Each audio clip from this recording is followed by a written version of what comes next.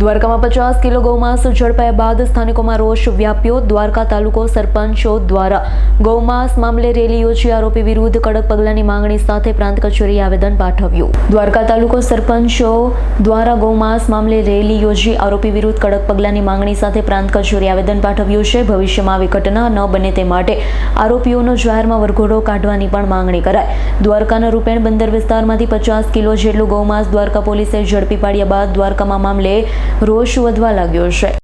થોડા સમય પહેલાં જે રૂપણ બંદરની અંદર 50 કિલો ગૌમાંસ પકડાણું જે વિધર્મીઓના ઘરેથી, અને એ જે સરાહનીય કામગીરી જે પોલીસે કરી છે એ ધન્યવાદને પાત્ર છે। પણ આગામી દિવસોમાં આવા બનાવો ન બને અને સરકારશ્રીને એવી પણ વિનંતી છે કે જે કેટલાય સમયથી આવું ચાલતું હશે એને પણ બંધ કરે અને આ લોકોને કડીથી કડી સજા થાય, વરઘોડાઓ નીકળે તો એક પહેલ થશે કે આવા કૃત્ય કરનારો સામે પણ કડકને કડક કાર્યવાહી થયું છે।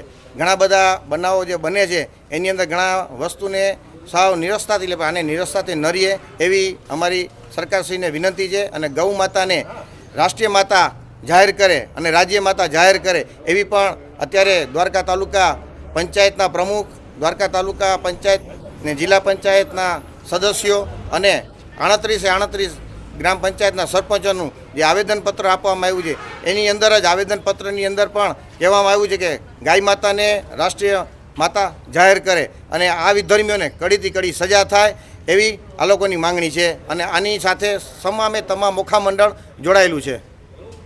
અમે જે આજરોજ દ્વારકા તાલુકાના તમામ ગામોના સરપંચો, તાલુકા પંચાયત સદસ્યો, જિલ્લા પંચાયત સદસ્ય અને આગેવાનો સાથે આજે પ્રાંત સાહેબને આવેદનપત્ર આપવા માટે અહીંયા આવ્યા હતા કે હાલમાં જ જે દ્વારકાની નજીક રૂપણ બંદરમાં જે ઘટના બની છે, ગાય માતાનું માંસ જે પકડવામાં આવ્યું છે એ બાબતે અમે આવેદનપત્ર દેવા આવ્યા હતા કે આ જે કૃત્ય કરવામાં આવ્યું છે તેમાં ઓખા મંડળની તમામ સમાજોનું દિલ દુભાણું છે અને લાગણી દુભાણી છે। તો આ બાબતે યોગ્ય કાર્યવાહી કરી અને કડક સજાઓ આપવામાં આવે અને આ પ્રવૃત્તિઓ બંધ કરવામાં આવે એ બાબતે આજે આવેદનપત્ર આપેલું હતું।